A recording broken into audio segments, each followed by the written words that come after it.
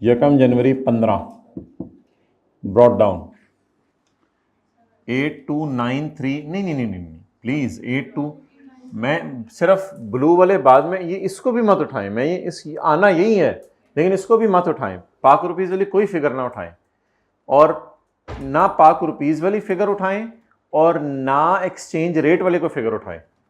बस फिलहाल foreign currency में बताएं ब्रॉट डाउन कितना है। $82,931। अब अगले साल की एंट्रीज बताएं। Interest debit loan credit, loan debit cash credit 31/12/15। Interest expense debit $6577। तुम जाओ अपने इलाके में जी। 31/12/15 कैश कौन सा वाला 25,000? ऊपर वाला नीचे वाला?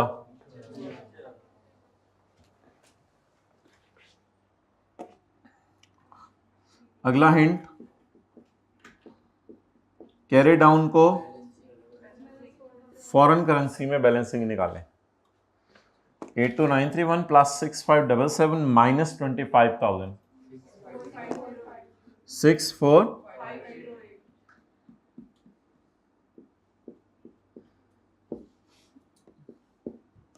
64508 डॉलर डॉलर।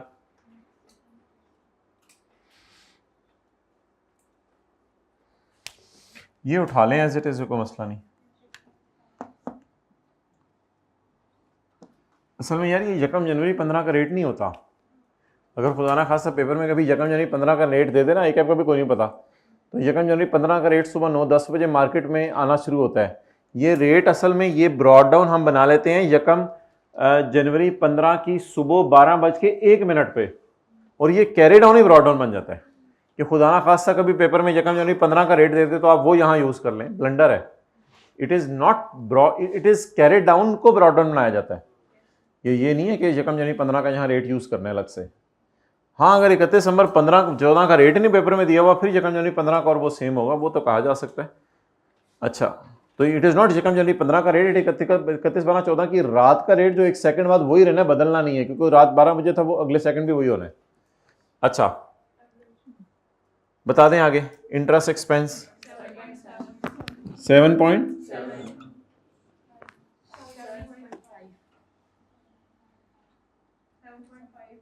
31/12/15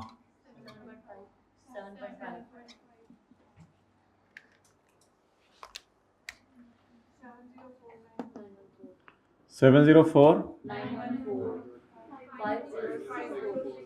64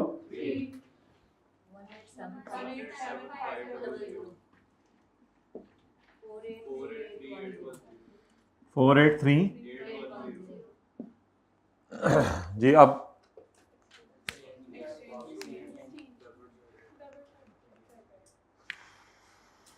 कितना? 84,247। असल में यार वैसे ही थोड़ी सी लॉजिक की बात कर रहा हूँ। असल में 8.5 था ना, तो अब लाइबिलिटी 8.5 पे नहीं करनी, 7.5 पे करनी है, तो शायद खुशी हो रही है हमें, इसलिए इस साइड पे आ रहा है, लेकिन बाकी फैक्टर्स भी अपना रोल प्ले कर रहे हैं जी। अच्छा, लोन कम हो रहा है, लोन कम, तो क्या करें, खुशी मनाएं या गेन मनाएं? गुड, लोन कम हो रहा है तो खुशी मनाएं, तो खुशी के लिए क्या लफ्ज़ यूज करें? Exchange gain, balancing.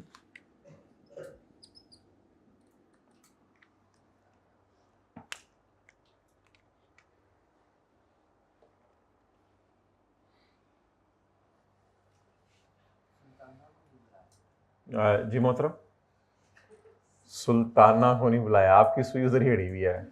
सुल्ताना, मैं नहीं आना, सुल्ताना के नहीं। चल ठीक है।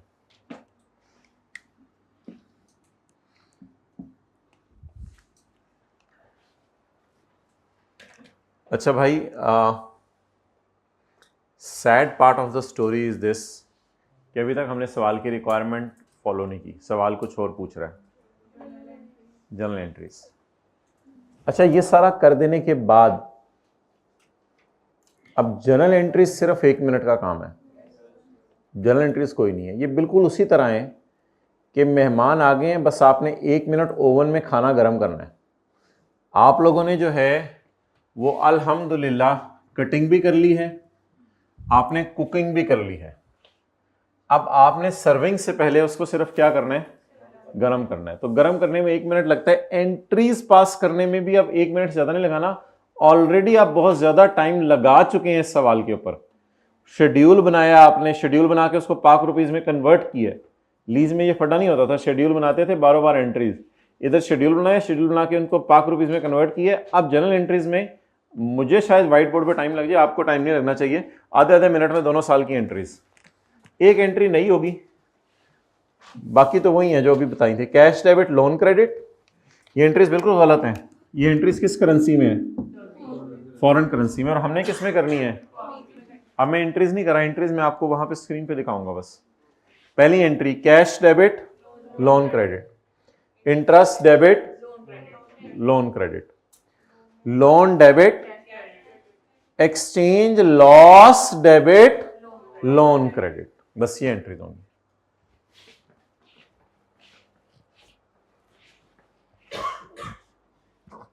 देखिए हुई भी है,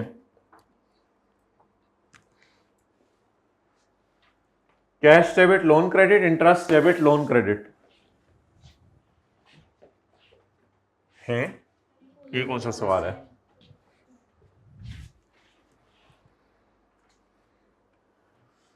cash debit loan credit, interest debit loan credit.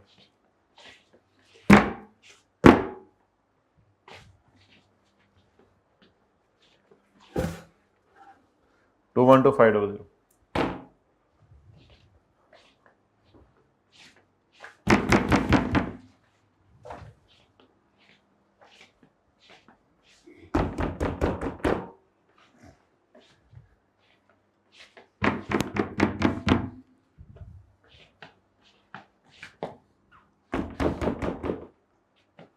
ये टीचिंग आसान है, मैं भी कोई ऐसी टीचिंग ही ढूंढ लेता हूँ।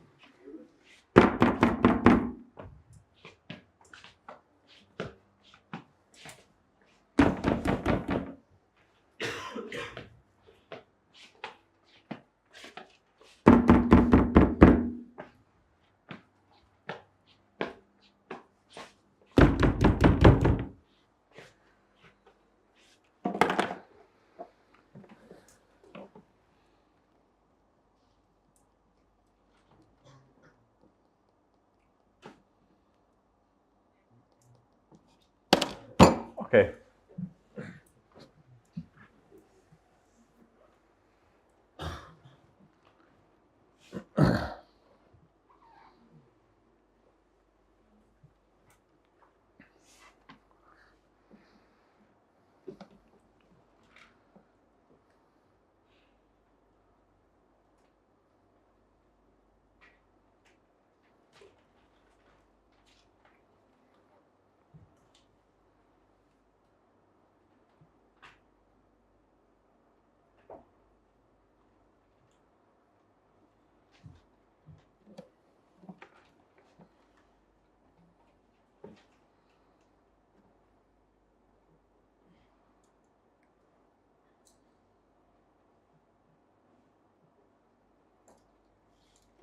चलें जी आगे।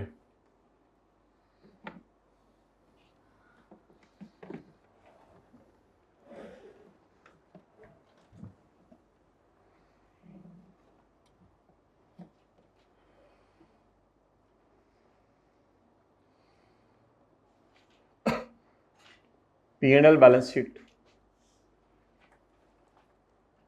अच्छा ये देख लें क्या करना था, जरा आए पेज 484 पे।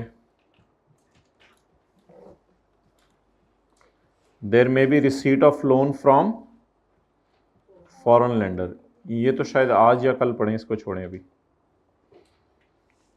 Interest must be calculated based on outstanding foreign currency amount. Interest किस में निकाल के रखना है?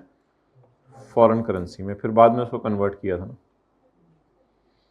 पहले क्या बनाया था? Working one loan amortisation schedule. फिर वर्किंग टू में हमने क्या किया था? Prepare T account of loan and right down the record the payments in T account using, cash की जो पेमेंट की थी वो स्पॉट रेट पे यूज की थी। Record interest using, right down the closing balance in using year end, firstly calculate balancing figure in foreign currency. Exchange gain loss will be balancing figure in T account in Pak rupees. Exchange gain loss will be balancing figure in T account in Pak rupees लिख लें आगे।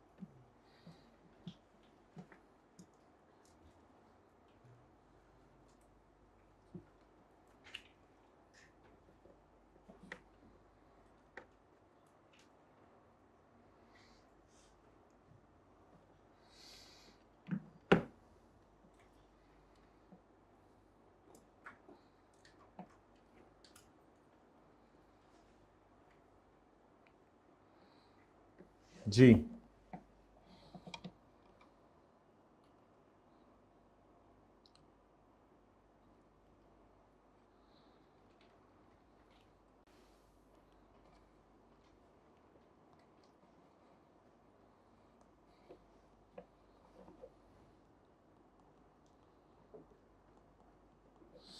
इकतीस 12 15 का देख लेंगे अगर बनाना हुआ। फिलहाल इंटरेस्ट एक्सपेंस 31 12 14 बोलें जी, into average rate of 14 8.2। Please white board पे तो एक्सेस, अगर वाइट बोर्ड ज़रूरी होता तो फिर मैं ऑनलाइन वालों हाइब्रिड वालों को भी दिखाता। वे तो किताब ज़रूरी है ना, तो आप लोग क्यों वाइट बोर्ड की तरफ देख रहे हैं? जिस चीज़ पर उनकी एक्सेस नहीं है आप क्यों देख रहे हैं? जी 6503 4 31 12 15 की बनानी हुई तो मैं बना लूँगा। Balance sheet 31 12 14।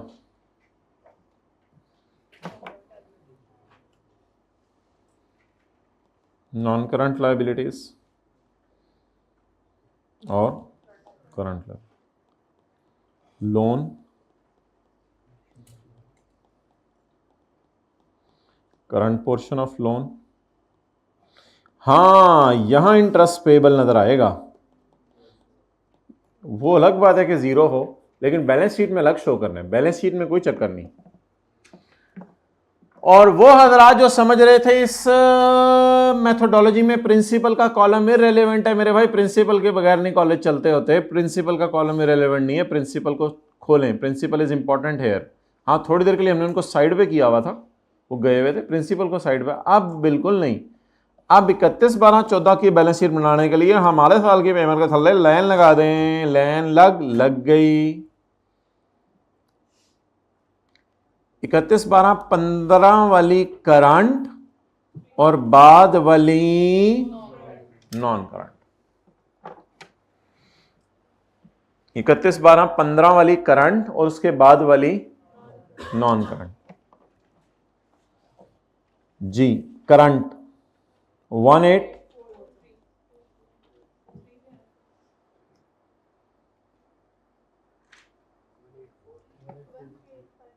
1842 के बाद 3 है।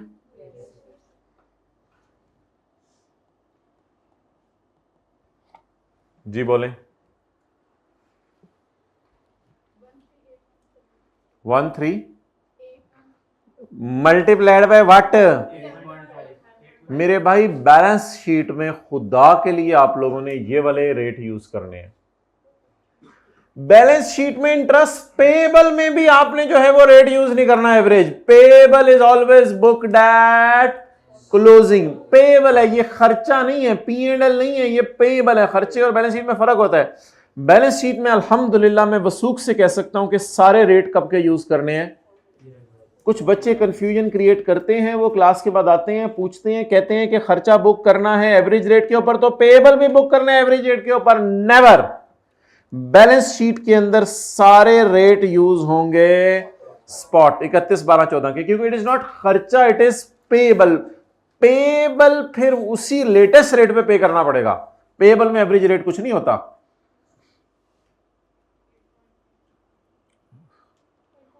ओके ये थोड़ी सी एहतियात है, बैलेंस शीट बनाते हुए सारे स्पॉट रेट यूज करेंगे। अच्छा इन द एंड जो है ना, पता होगा क्या आखिर में? आखिर में एक चेक करने का तरीका है। इन तीनों को मैं जमा करूंगा ना तो टी अकाउंट का कैरी डाउन आ रहा होगा। इन तीनों को मैं जमा करूंगा पाक रुपीज़ में तो टी अकाउंट का क्या आ रहा होगा। लेकिन फिलहाल मुझे शेड्यूल से करवाएं, फिलहाल मुझे शेड्यूल से करवाएं। बताएं जी। $18423 इज करंट, लीज की तरह चलें। और नॉन करंट कितना?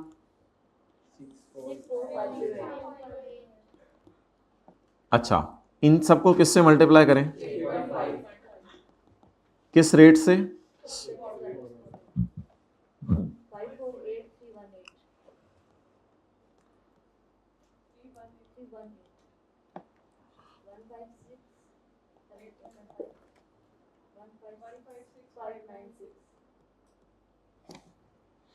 अब मैं लाइन हटा के फिंगर थंब अप्रोच से देखता हूं कि इंटरेस्ट पेएबल कितना है, वो भी इंशाल्लाह फिर निकाल लेते हैं।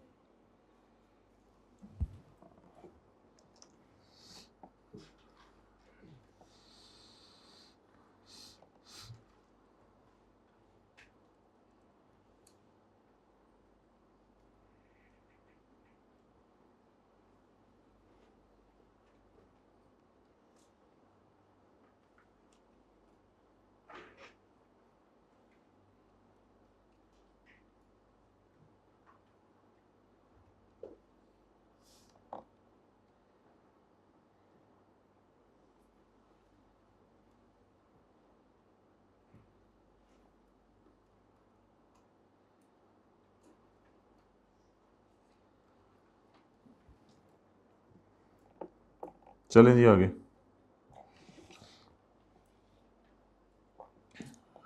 Finger thumb approach.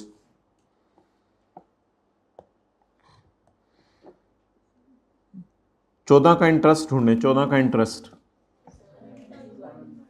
79। बताएं 31 12 14 को इसमें से कितना पे नहीं हुआ? सारा पे हो गया, इट इज पेड। पेड तो पेएबल इज 0। वो असल में इंटरेस्ट लोन में बुक किया था, लेकिन लोन डेबिट करके फ़ौरन पेएबल ख़त्म भी तो हो गया था, तो क्रिएट करके ख़त्म भी तो कर दिया था फ़ौरन, असल में तो हुआ ही नहीं। बस फिंगर था मैं अप्रोच से देखें इंटरेस्ट पेएबल। अब एक काम है जो करना नहीं है पेपर में, but if you want to do तो इन दोनों का टोटल करके देख लें। ये टी अकाउंट के कैरी डाउन के बराबर होगा। इन दोनों का टोटल करके देखें तो टी अकाउंट का कैरी डाउन यही होगा 70। तो कुछ लोग यहां से इसके अगला साल का देख के कोशिश करते हैं करंट नॉन करंट। नहीं नहीं नहीं नहीं, करंट नॉन करंट आप लोगों ने कहां से निकालना है? यहां से। और कुछ बच्चे अगर पेएबल कभी आ भी जाए, इंशाल्लाह आएगा आने वाली क्लासों में, अगर पेएबल कभी आ भी जाए तो कुछ बच्चे क्लास के बाद आके पूछते हैं कि एक और चीज़ P&L में आनी है, वो मुझे पता है, वो मैं बताता हूँ।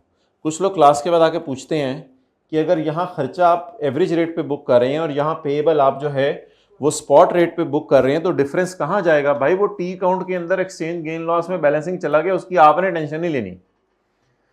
अब मजबूरन P&L बैलेंस शीट बनाने के लिए भी हमें लोन का टी अकाउंट बनाना पड़ेगा।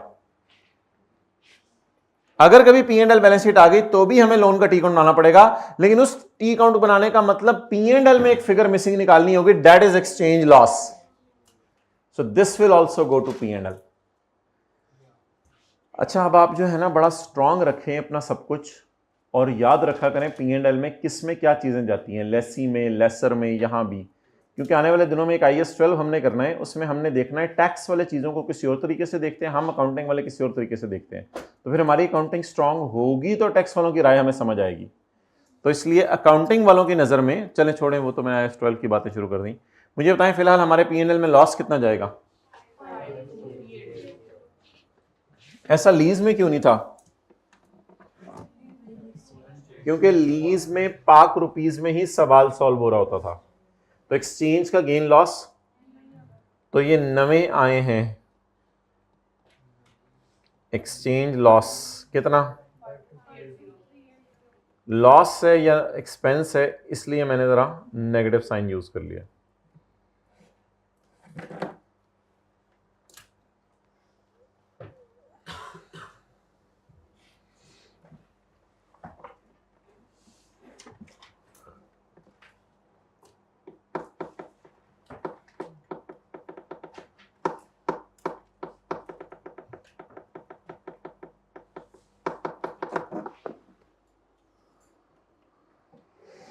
अगले साल की बैलेंस शीट अगर कोई बना सकता है तो नाकाम कोशिश करे, सॉरी सक्सेसफुल कोशिश। बैलेंस शीट P&L तो आसान है,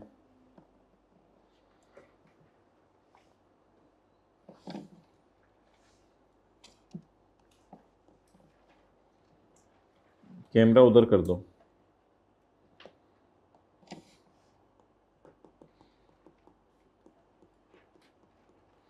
कितना बन रहा है,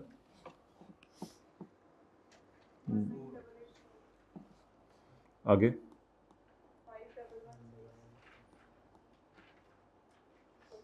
511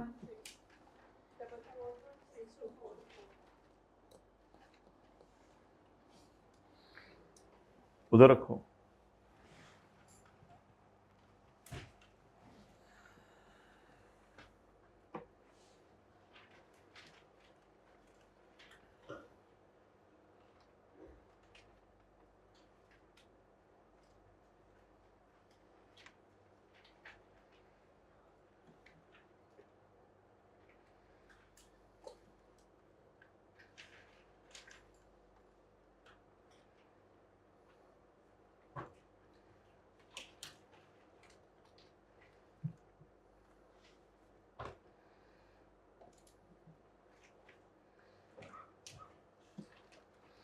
ओके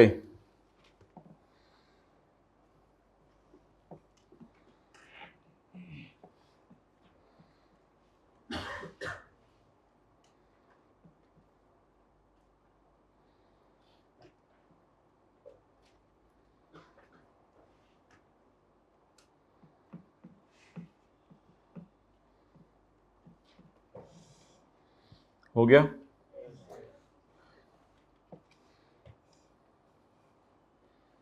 रेट कब का यूज़ करने, 31/12/15।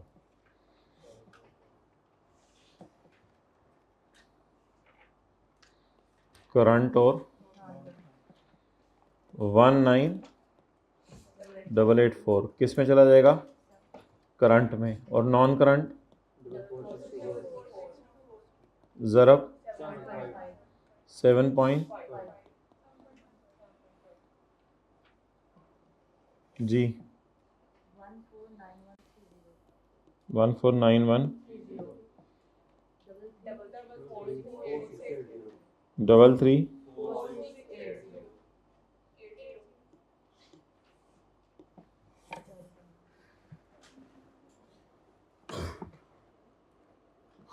और P&L में चला जाएगा इंटरेस्ट और गेन। गेन पॉजिटिव साइन के साथ शो कर दीजिएगा यहाँ।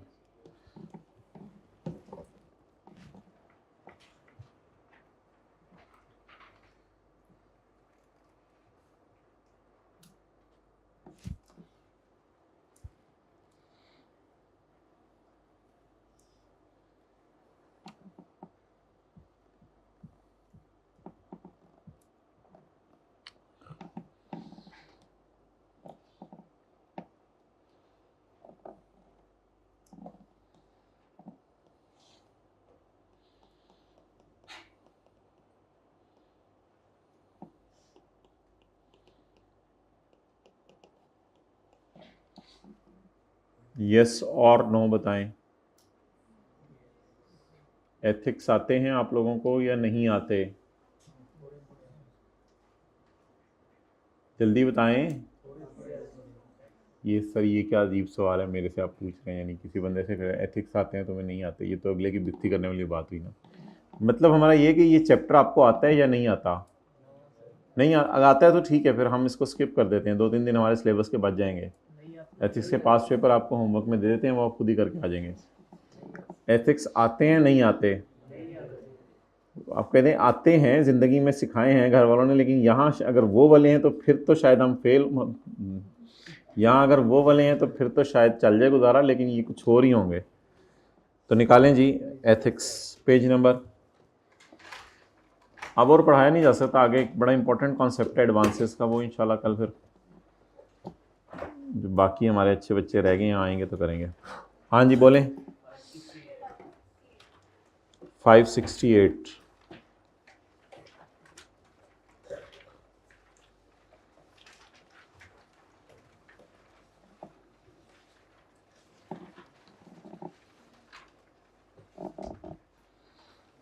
अच्छा मेरी बुक पे आप मत देखिएगा, मेरी बुक पे पेजेस वो पुराने वाले हैं, वो नया चैप्टर में लाना भूल गया। 568।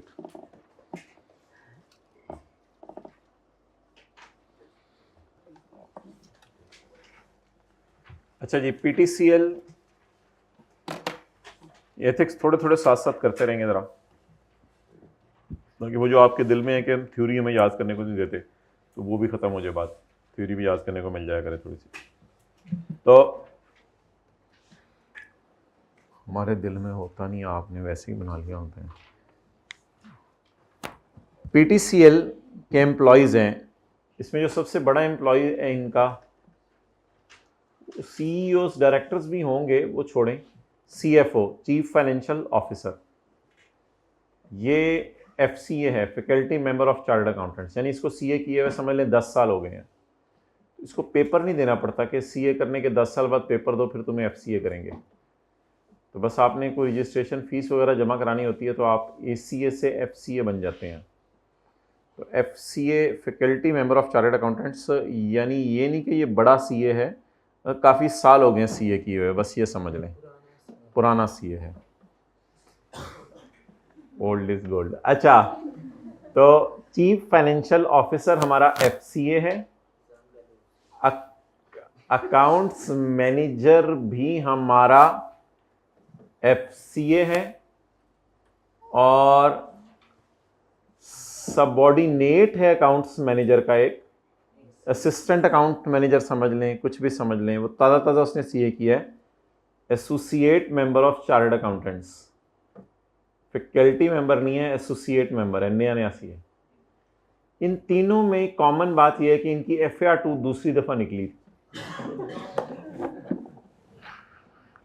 ये लिखेंगे यहाँ पे, FAR2 दूसरी दफ़ा कोशिश की थी पास करने की। अच्छा, तो ये कैफ में तो मेरी अकाउंटिंग पहले टर्म में पास हो गई थी, CA फाइनल में भी पहली में हो गई थी।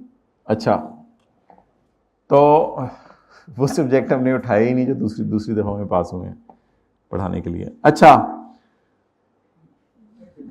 वैसे वो ज़्यादा अच्छे आते हैं। ओके, पहली दफ़ा में तो कुछ भी नहीं पता चलता सब्जेक्ट का, अभी पता चलना शुरू होता है, पास हो जाता है बंदा।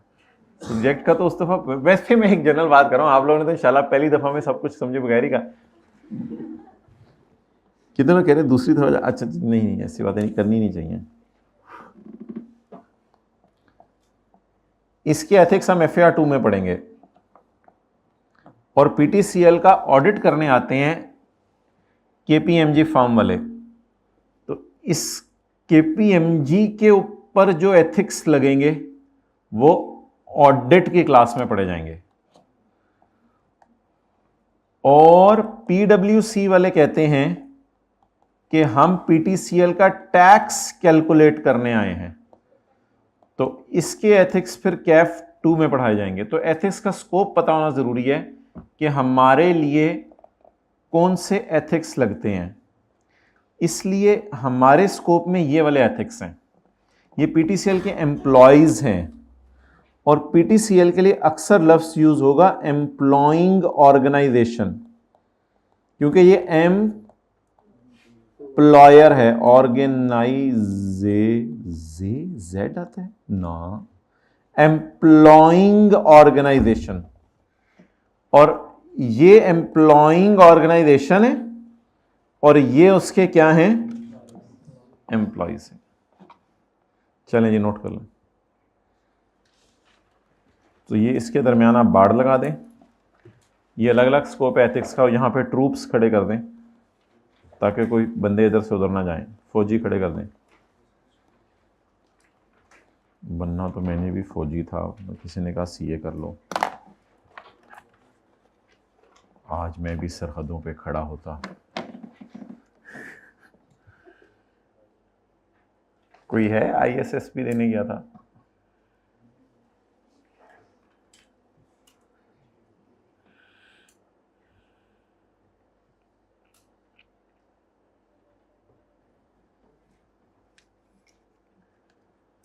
क्या टेस्ट नहीं सही हुआ या भागे नहीं सही? कैमरे में नजर नहीं आ रहे, बता दो। जीडी पायलट के लिए दिया था, ठीक है।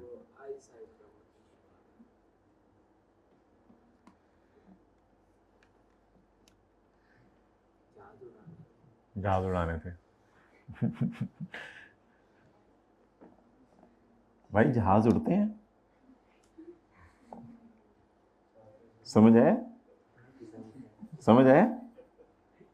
छोड़ो बड़े, जहाज तो चलते हैं सिर्फ।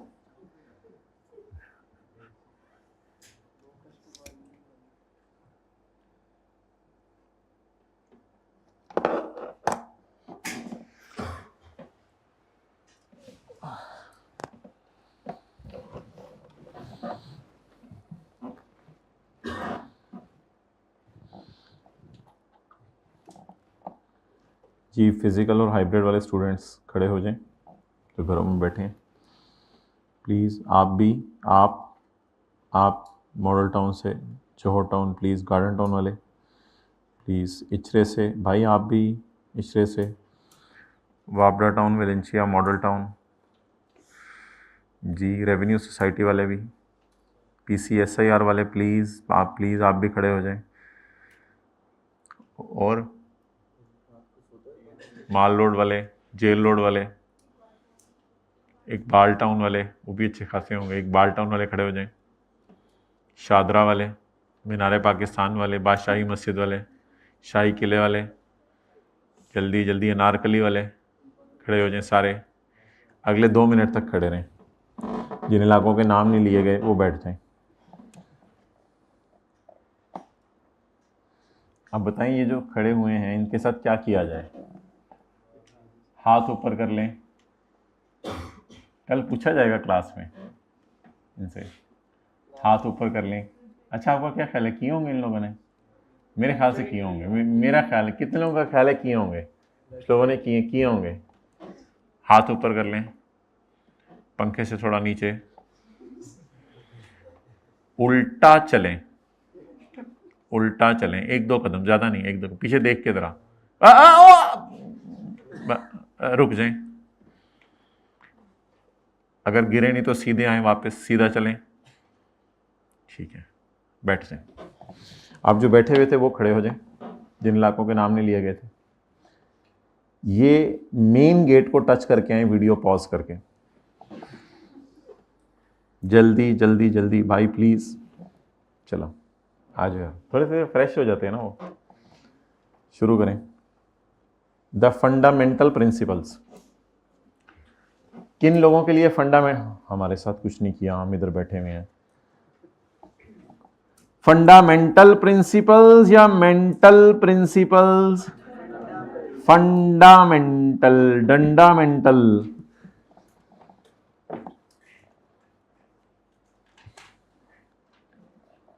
Integrity, objectivity, professional competence in due care, confidentiality and professional behaviour. Let's start. Integrity, sir ये याद करना है? नहीं, पर्ची बना के जेब में याद करना है।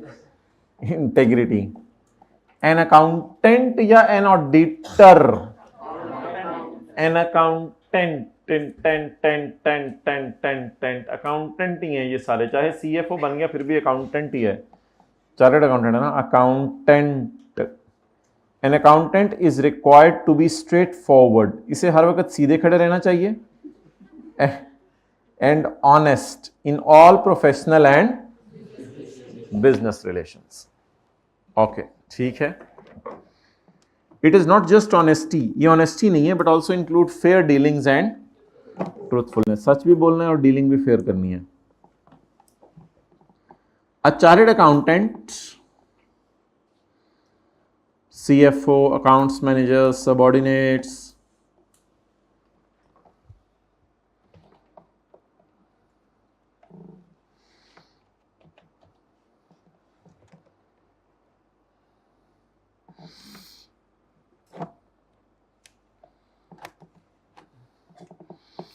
CFOs की क्या ड्यूटीज होती हैं?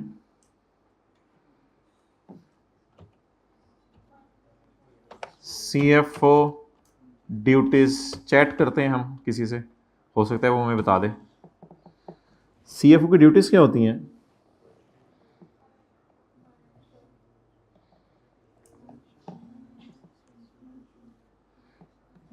ये बड़ा नहीं होता।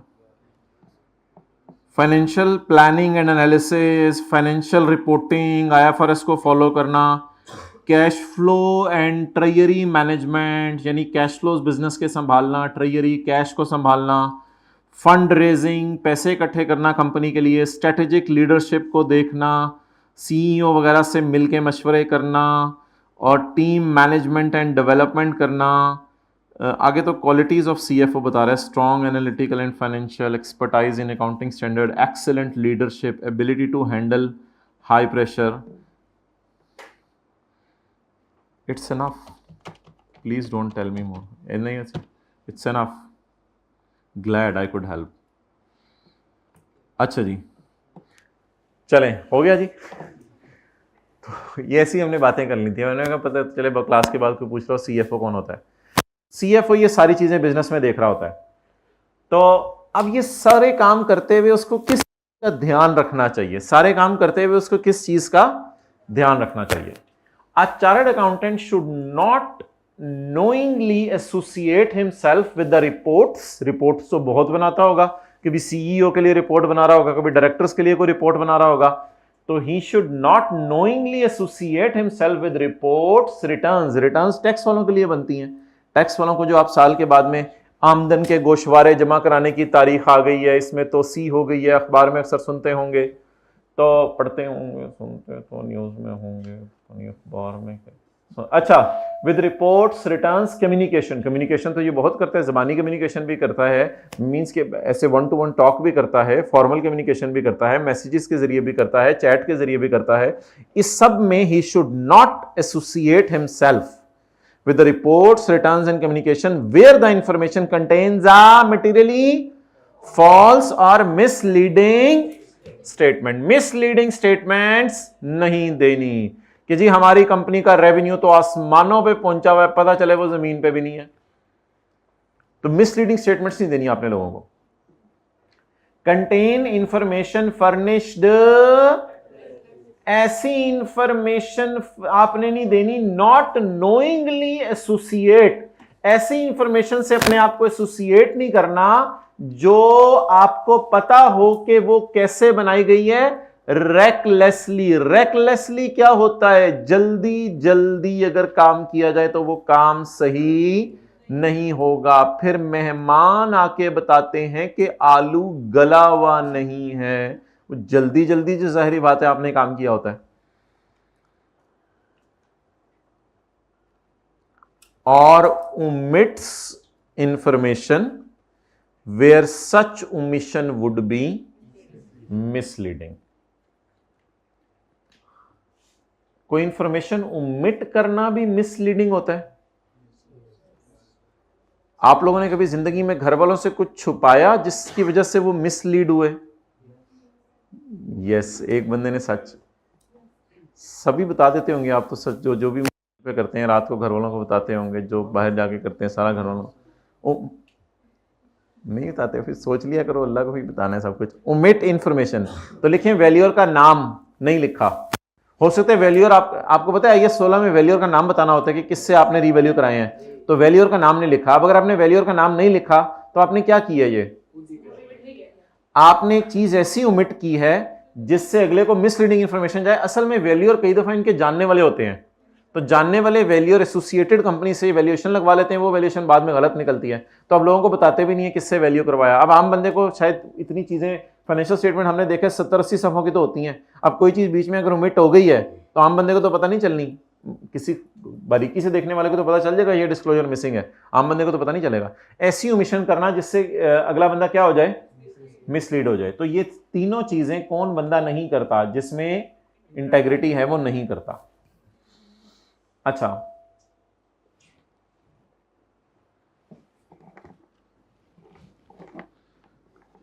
अगर आपका चीफ एग्जीक्यूटिव ऑफिसर डायरेक्टर कह दे, खैर है यार, बस मैं कह रहा हूँ लोगों को इसी तरह बता दो, अब ज़्यादा तुम फन्ने खाना बनो, मुझे पता है तुम्हारा, तो ज़्यादा तुम फन्ने खाना बनो, लोगों को इसी तरह बता दो, तो फिर अब क्या करेंगे, लोगों को उसी तरह झूठ क्या क्या करेंगे। तो एथिक्स का चैप्टर शुरू हो गया ना, पहला सवाल मैंने आपसे पूछा, आप लोग क्या करेंगे, जॉब छोड़ देंगे डायरेक्ट, यानी उसकी शिकायत लगाएंगे, किसको, अब्बू को आके, अब्बू मेरा सीएफ, मैं तो वैसे ही ज़रा थोड़ा सा डिस्कशन के लिए मेरी बातों को बुराना, अब्बू को आके शिकायत लगाएंगे, पूरी बात करें, शिकायत किसको लगाएंगे, किसको, आई कैप को शिकायत, मशवरा कर लीजिएगा आई कैप से, शिकायत तो आई कैप को किसी हद तक मशवरा ठीक है, बोर्ड ऑफ डायरेक्टर, और वो खुद ही डायरेक्टर हो तो जिसने गलत काम करने को कहा है, नहीं उसको कहेंगे बाहर निकले, ये तो मुनासिब बात नहीं है, क्या बात है कि बाहर आना ज़रा, शेयर होल्डर्स को बताएंगे, ये तो पब्लिकली तो ना, अब इतना तो ना उसको रोलें तो मत कि उसका मुंह फिर काला करें शेयर होल्डर्स आगे हो, हायर मैनेजमेंट को बताएंगे, वो तो खुद ही डायरेक्टर है। अच्छा जी, सेफगार्ड्स आज हमने नहीं पढ़ने, वो हम फिर पढ़ेंगे, आगे चलें। तो ये सेफगार्ड्स हैं, ये सेफगार्ड्स तो फिर कभी पढ़ेंगे, फिलहाल आप ये करें कि अपने आप को इंफॉर्मेशन से डिसएसोसिएट कर दें। अब उसे कहें सर आप सर आंखों पर, और नहीं आप जाने नहीं, तो एकदम ही मैस ना मचा दिया करो, कुछ लाए घर में, रिलैक्स प्लीज़ सर, आप सर आंखों पर, और आपकी बात जो आप कर रहे हैं सर देखिए मुनासिब नहीं लग रहा मुझे, कम से कम इतना करेंगे मेरा इससे कोई ताल्लुक़ नहीं है, ये जाके आप अगर किसी और से करा लें, दोनों नीचे वालों से, मुझे पता, लेकिन मैं इसको ऑन नहीं करूँगा, ना मैंने इस पर साइन करने हैं, ना मेरे व्हाट्सएप से अगले को वॉइस नोट जाएगा, ना मेरे ईमेल से ये कम्युनिकेशन होगी, सॉरी सर मुनासिब नहीं है। अगले को तो पता ही है, जब उसको तो पता है आप उसे गलत काम कह रहे हैं, लेकिन आप उसको बता दें, ठीक है। ऐसे ही बात कर रहा हूँ, आप लोगों की बात नहीं कर रहा, वैसे ही, यानी प्यार से किसी तरह अब्बू को बता दें कि मैं कैसे बाहर वाले को जाके कहूँ कि अब्बू अंदर नहीं है, प्यार चैलेंजिंग हो जाता है ना, होता है वैसे घरों में नहीं होता ना, ये तो वैसे ही 10-100 साल पहले होता था, अभी भी होता है, अब्बू घर में होते हैं और कहते हैं जाओ जाके बता दो, अब नहीं होता ना अल्हम्दुलिल्लाह, आजकल तो नहीं होता। अच्छा आगे चलें जी, आपने नहीं बोलना है एथिक्स के चैप्टर में, अब आज के बाद बहुत बोल रहे हो आप। तो where a CA becomes aware of having been associated with misleading और फॉल्स इंफॉर्मेशन, जब आपको लगे कि मिसलीडिंग और फॉल्स इंफॉर्मेशन मेरे से एसोसिएट की जा रही है, तो आपने स्टेप्स लेने हैं टू डिसएसोसिएट। आप कहते हैं यार मेरी ईमेल, मेरे व्हाट्सएप, मेरे अल्फाज या मेरे जरिए ये इंफॉर्मेशन आगे नहीं जा सकती, सॉरी मैं अपने आप को डिसएसोसिएट कर रहा हूं। ऑब्जेक्टिविटी ये होता है आपने न्यूट्रल रहने, सियासतदानों वाला न्यूट्रल छोड़ें, आपने न्यूट्रल रहने। Objectivity requires an accountant not to compromise professional और business judgement because of bias, conflict of interest और अनड्यू इन्फ्लुएंस ऑफ अदर्स। लिखें जी,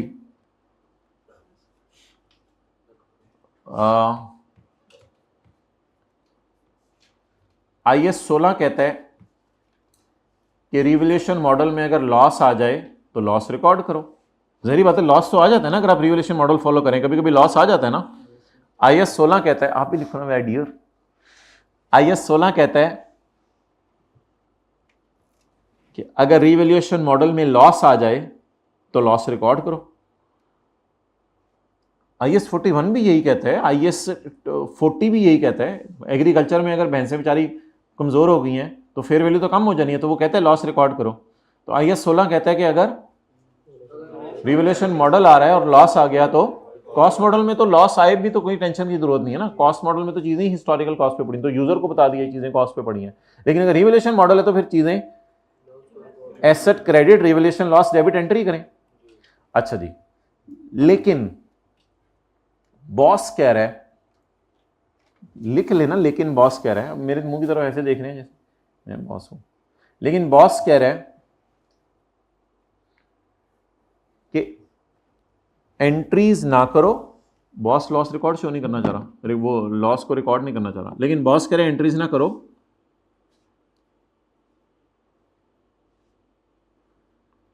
तुम्हें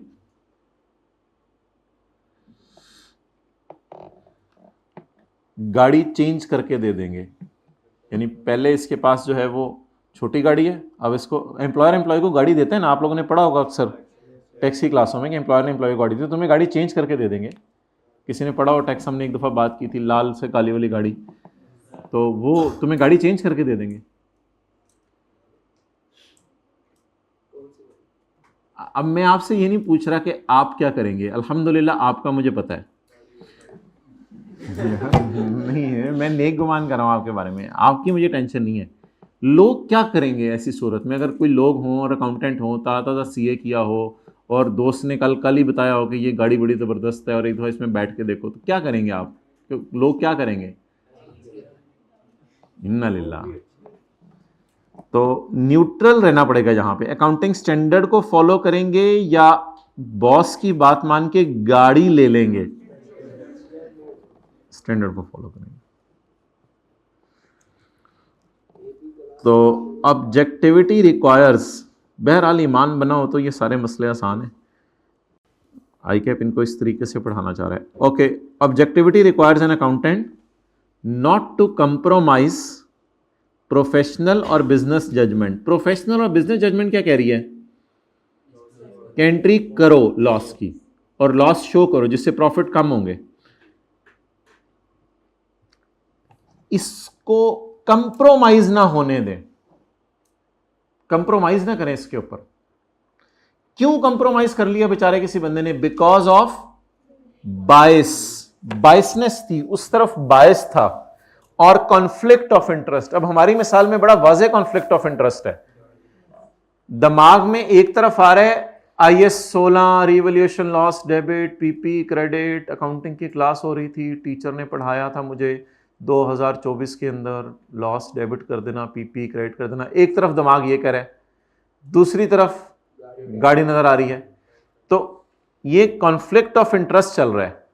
या कई दफा कॉन्फ्लिक्ट ऑफ इंटरेस्ट नहीं होता, अनड्यू इन्फ्लुएंस ऑफ अदर्स होता है। अगला बंदा आप पे इतना अनड्यू प्रेशर डाल रहा होता है कि तुम्हें ये कर दूंगा, तुम्हें बातें कर करके मार दूंगा, जितना अरसा तुम नौकरी में रहोगे तुम्हें ताने दूंगा, तुम्हारे पे तंज करूंगा। पता नहीं आप लोग अंग्रेजी में इसको क्या कहते हैं, तो ट्रोलिंग, टॉन्टिंग। तो ये क्या चीज, जो भी कह रहे हैं, तो ये अगला बंदा आपको इस तरह की बातें करता है, सास टाइप। तो अनड्यू इन्फ्लुएंस ऑफ अदर्स, ठीक है। लेकिन पहले दिन से नेक गुमान रखिएगा सास के बारे में, फिर इंशाल्लाह मसले हल होंगे। अगर आप सास को पहले दिन से ही चिली सॉस समझेंगे तो वही मसला हो जाता है, ठीक है। A CA shall not undertake a professional activity if a circumstance or relationship unduly influence the accountant professional judgment regarding that activity। जिनको समझ नहीं आया वो बोले दैट्स नाइस। तो फिर क्यों नाइस क्यों बोला, अगर समझ नहीं आया तो दोबारा पढ़ने अगला फिक्रा। पहला तो मेरी तरफ से ओवर हो गया, पहला दोबारा पढ़ना तो पढ़ा देता हूं। ऑब्जेक्टिविटी ये कहती है कि आपने अपनी प्रोफेशनल और बिजनेस जजमेंट को कंप्रोमाइज नहीं होने देना बायस या कॉन्फ्लिक्ट ऑफ इंटरेस्ट की वजह से। अगली दो लाइनें पढ़ने की कोशिश करते हैं। आपने कोई ऐसी प्रोफेशनल एक्टिविटी शुरू नहीं करनी। कई दफ़ा ऐसे होता है कि ओनर्स आपको कहते हैं कि यार आप जो है ना, कंपनी को नया सरमाया चाहिए, जब नया सरमाया आता है तो एंट्री होती है cash debit share capital credit. उस नया सरमाया लाने के लिए हमें लोगों को फ्यूचर में ग्राउंड रियलिटी दिखानी है हमारे बिजनेस के साथ क्या हुआ, या सबज बाग दिखाने हैं? Ground reality. आप लोग तो सही बोले ना, आप लोगों से तो ये तवक्को नहीं है, आप ये छोटा सा मजमा है, यही तो दुनिया बदलेगा। तो अब सबज बाग नहीं दिखाने आपने लोगों को ग्राउंड रियलिटी दिखानी है कि अगर आप हमें पैसा दोगे तो हम हो सकता है कॉलेज वाले सीए सीसीए कराने के साथ एफएससी की क्लासें भी शुरू कर लें, और फिर उनसे इतना पैसा आएगा।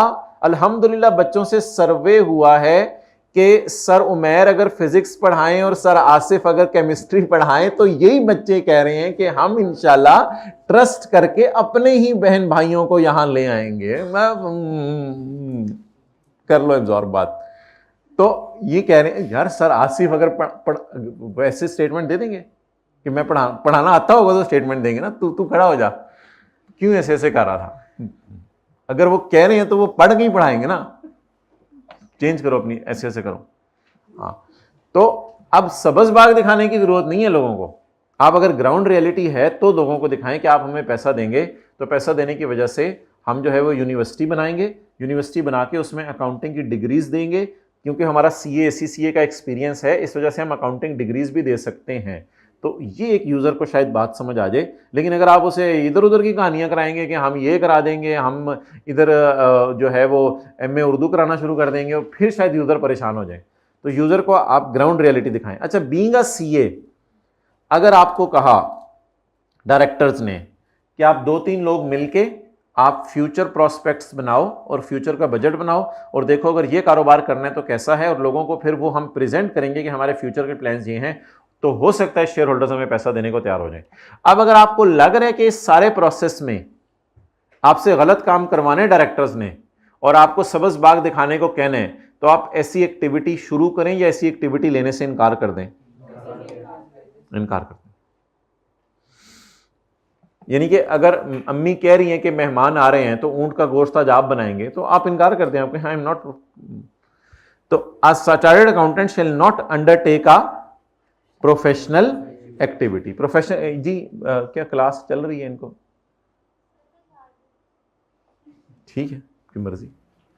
अ chartered accountant shall not undertake a professional activity if circumstance or relation unduly influence the accountant professional।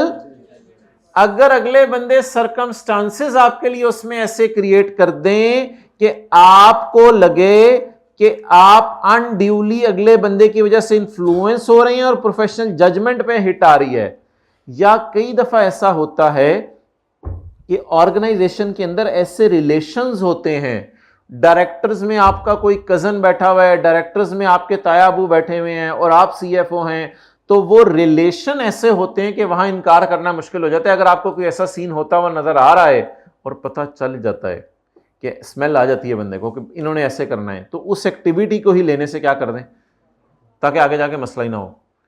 Uh CA shall not undertake a activity. Activity की मिसाल मैंने दे दी, बजट बनाना। A CA, माशाल्लाह जबरदस्त, बैठे बैठे। A CA shall not take an activity, एक CA ऐसी एक्टिविटी नहीं करेगा अगर सर्कमस्टांसेस या रिलेशनशिप क्या कर दें, अनड्यू इन्फ्लुएंस कर दें उसकी professional judgement regarding that activity. कौन से सब्जेक्ट आपको माशाल्लाह पास हुए? पहली अटेम्प्ट दी थी। और आपके? आपकी फर्स्ट थी माशाल्लाह। कौन सी वाली? तीनों के? इन सब्जेक्ट की फर्स्ट अटेम्प्ट थी माशाल्लाह। आए जरा इंटरव्यू आपसे लेते हैं। आपने भी माशाल्लाह। ये प्लान्ड आए हैं आप लोग? अनप्लान्ड है? अनप्लान्ड है ना, मैंने तो नहीं बुलाया हुआ था, पता चला ये बच्चे।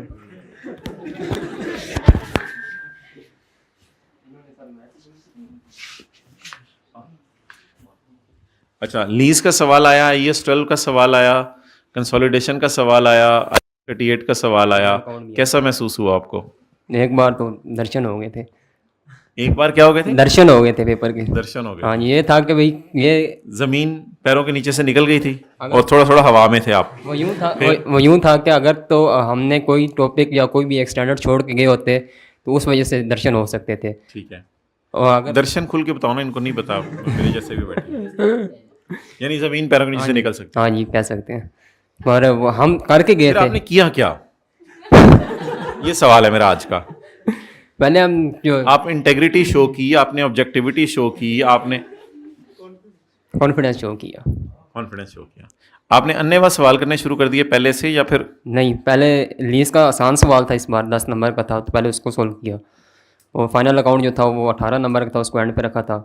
और उसमें भी पहले डिस्क्लोजर। इनको क्या टिप दोगे? इनको होमवर्क जो है वो मस्ट है। वो ही करते नहीं, ठीक है। आप क्या टिप देंगे? होमवर्क रोज का रोज करें, टेस्ट भी जरूर दें। FR2 माशाल्लाह आपने फर्स्ट टाइम दी और फर्स्ट टाइम पास होगी। जी सर। माशाल्लाह। क्या और कोई टिप? टेस्ट दें, होमवर्क करें, और ये दोनों तो नहीं करते, और कोई तीसरी कुछ करते हैं? ये स्टैंडर्ड सारे जो है ना, सारा सिलेबस तैयार कर दिया यहाँ, कोई चॉइस ना छोड़े अंदर। हाँ, चॉइस में ना छोड़ें। आपकी तरफ से कोई टिप जो इन दोनों ने ना दी हो? सर यही है कि रोज़ का काम रोज़ करें और कम से कम 2 घंटे हर सब्जेक्ट को दें। अच्छा, ये बातें हैं या ये करते थे आप? नहीं सर, माशाल्लाह करते थे तो ही पास में। Well done। रोज का काम रोज करें और कम से कम रोज़ करें और 2 घंटे दें। ढाई कर लो, ढाई कर लो, ढाई घंटे कट करो यार, ढाई कर लो। ढाई घंटे रोज का काम रोज करें और 2.5 से 3 घंटे दें। एक सब्जेक्ट को दें, ढाई से 3 घंटे। ठीक है। और एक मोबाइल वगैरह एक्स्ट्रा करिकुलर? नहीं, मोबाइल तो सभी यूज़ करते हैं लेकिन कम यूज़ करना चाहिए आपकी हिदायत के मुताबिक। आप कितना यूज करते थे? नहीं, हम तो ढेरों फ़ोन यूज़ करते हैं। वो 2-2.5 घंटे कहाँ से निकाल लेते थे? लेकिन सर पहले पढ़ाई को टाइम देते हैं ना, फिर जो टाइम बचता है तो फिर अच्छा, संडे बड़ा इंपॉर्टेंट रोल प्ले करते हैं, आपको पता इसी है? तरह ही है। संडे के ऊपर आप थोड़े से एम्फेसिस करें। आज संडे कैसे इंपॉर्टेंट रोल प्ले संडे की किया है? तरह कि सर आपने अटेम्प्ट की शुरू में हमें बताया था कि इतने संडेज आएंगे आपकी अटेम्प्ट में, ठीक है। तो उन संडेज पे हमने जितना पहले पढ़ा होता है वो आपके घर हर महीने 4 संडे आते थे? इसी तरह ही। माशाल्लाह, ठीक है। 4 संडेज आते हैं, तो जो हमने पहले पढ़ा होता है वो सारा रिवाइज करते हैं और अपना टेस्ट करते थे? नहीं, कभी कभार रह भी जाता था लेकिन किया है बहुत किया है। दफा किया। आप संडेज के बारे में क्या कहेंगे? आपके घर भी महीने में 4 संडे आए होंगे। जी सर, आते हैं सर। क्या करते हैं उस संडे के साथ? सर जो सारा हफ्ते में किया होता है वो रिवाइज करना होता है। पिछले करना होते नहीं, मैं पूछ रहा मेरे डियर। नहीं, मैंने किया भी है कभी। अच्छा, आखिरी महीने के अंदर कितनी दफा रिवीजन की? सर मैंने 2 दफा की है और तीसरी दफा मौके बाद की थी। आपने आखिरी महीने में कितने दिनों में रिवीजन किया? आप सारे सब्जेक्ट्स को इकट्ठा लेके चलते थे, यानी कि 4 घंटे 4 घंटे 6 घंटे 6 घंटे 6 घंटे, या सारे सब्जेक्ट्स को एक साथ, मतलब तो एक साथ जब लेके चलते थे? फिर FR2 कितने दिनों में खत्म हुई? 15 दिनों में? पहले मेरी 16 दिनों में हुई थी, फिर मेरे ख्याल 9 दिनों में हुई थी और उसके बाद मैंने 5 दिनों में खत्म की थी। ये ज्यादा तो नहीं हो गया महीने से? मौके बाद, महीने मौके से बाद। ज्यादा टाइम तो नहीं हो गया? नहीं 16 जमा 9 जमा 5। हाँ, मैंने 3 दफा खत्म की थी R2, एक दफा मॉक। आपने भी 3 दफा, आपने भी 3 दफा। साइड पे हो जो दोनों। आपने? मेरी 2 दफ़ा हुई थी, एक मॉक से पहले। इधर आ जाओ जरा। क्यों? उसके बाद मेरा 1 to 1 बात करो मेरे से। CMA था, CMA को थोड़ा सा मेरी डिफिकल्टी आ रही थी, उसको टाइम दिया था, इस वजह से उसका क्या बना फिर? वो पास हो गया। अच्छा, आप तीनों के माशाल्लाह 3-3 पास हुए हैं, यानी 9 पेपर हो गए। 9/9। ठीक है, माशाल्लाह। चलें जाए। और कोई नसीहत इनको? और एक ये है कि वॉल्यूम 1 जो है, मुझे नहीं पता कि अब मतलब कि उस तरतीब जो है उसकी चेंज हुई है कि नहीं। वॉल्यूम 2 शुरू होने से पहले पहले वॉल्यूम 1 कवर कर लेना ज़रूरी है। बहुत अच्छी नसीहत, माशाल्लाह। यार ये ना इंशाल्लाह एंड पे करते हैं, ऐसे फिर बच्चों का दिल आ जाओ, मैं भी आ रहा हूँ। Next, professional competence and due care. चलें ठीक है, जाएं। होमवर्क कोई हुआ तो मैं दे देता हूँ।